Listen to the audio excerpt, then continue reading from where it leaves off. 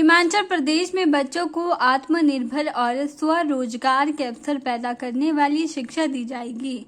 इसके लिए शिक्षा विभाग में व्यवस्था से कई सुधार करने की आवश्यकता है।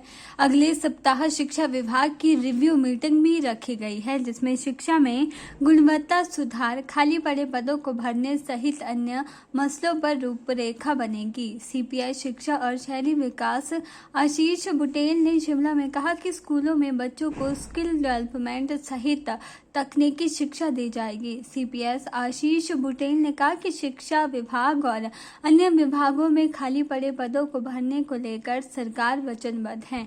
एनटीटी भर्ती प्रक्रिया को लेकर भी तेजी लाई जाएगी, जबकि JOAIT भर्तियों का मामला सुप्रीम कोर्ट में चल रहा है और 16 फरवरी को उसमें सुनवाई होनी है। आपने 3 प्रश्न पूछे हैं। एक आपने एनटीटी के बारे में प्रश्न कहा। आपने कहा कि पिछली सरकार की आखिरी कैबिनेट में एनटीटी भर्ती की बात की।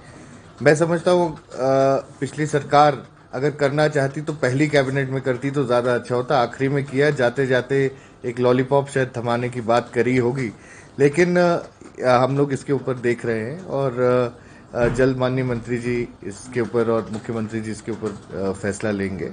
दूसरा आपने कहा JOA की जो भर्ती की बात है, उसका मामला सुप्रीम कोर्ट में है। 16 तारीख को उसकी पेशी है, तो जो वहाँ से आदेश वहाँ से आते हैं उसके ऊपर सब कुछ निर्भर करेगा।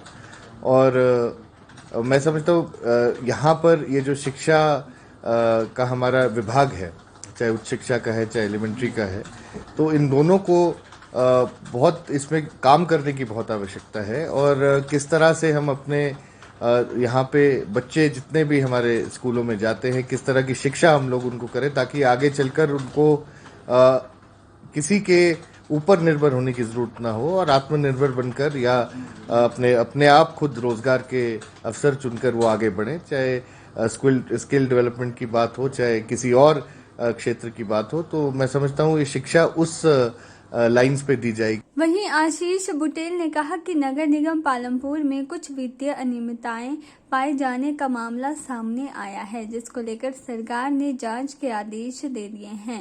प्रारंभिक जांच में पाया गया कि कुछ अनियमितताएं हुई हैं, जिसको लेकर जांच की जाएगी। वहीं नगर निगम बने हुए अभी 2 वर्ष ही हुए हैं, ऐसे में कई सुधारात्मक कार्य करने की आवश्यकता है, जिन्हें सरकार भविष्य में करेगी। न कहीं कुछ बंगलिंग भी हुई है, फाइनेंशियल बंगलिंग भी हो सकती है, और चाहे वो सोलर लाइट्स का इशू है चाहे टॉयलेट्स का इशू है, वो एक बहुत बड़ा मैं समझता हूँ पब्लिक मनी की मिसयूटिलाइजेशन है। तो उसके ऊपर जहाँ पर भी ऐसा किया होगा वो उसके ऊपर एक इंक्वायरी हम लोग ज़रूर कराने जा रहे हैं। साथ ही आपने कहा कि उसमें क्या क्या काम करने की आवश्यकता है, उसमें बहुत काम करने की आवश्यकता है।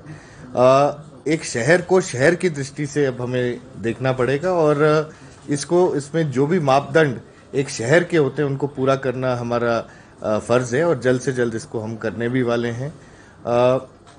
चाहे वो सीवरेज की स्कीम्स हो, पालमपुर मेन टाउन में कुछ एरिया में थी लेकिन जो आसपास के इलाके हैं उनमें नहीं थी।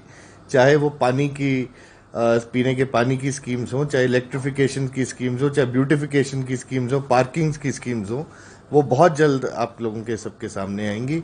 मैं अभी फिलहाल इतना ही कहना चाहूँगा। जल्द होंगे चुनाव और डेमोक्रेसी है और डेमोक्रेसी को बहाल भी करना है। होगा, बिल्कुल होगा जल्दी। चैनल के लिए शिमला से पुष्पेंद्र कुमार की रिपोर्ट।